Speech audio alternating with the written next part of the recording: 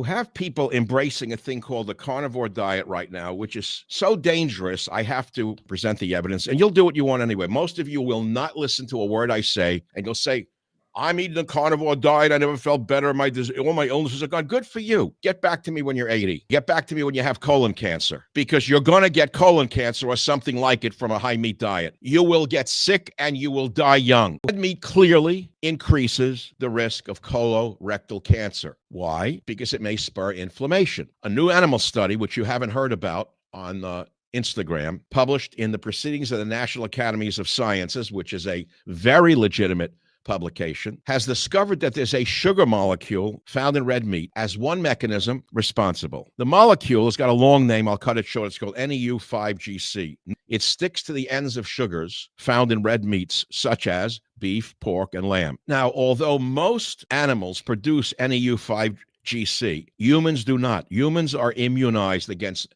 NEU5GC shortly after birth by an unusual process involving gut bacteria. And as a result, when people eat foods that contain NEU5GC, such as in meats, we produce antibodies that react to NEU5GC, which triggers inflammation.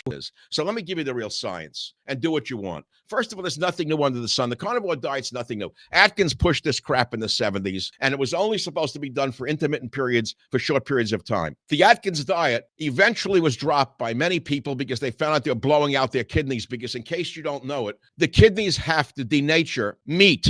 Meat is rich in nitrogen. The meat is broken down, as are all proteins in the kidneys. And many of you are going to wind up with kidney disease and with colon cancer from these high meat diets. But if you want to listen to people who are telling you the big lie, and by the way, right up front, I have no meat in the game.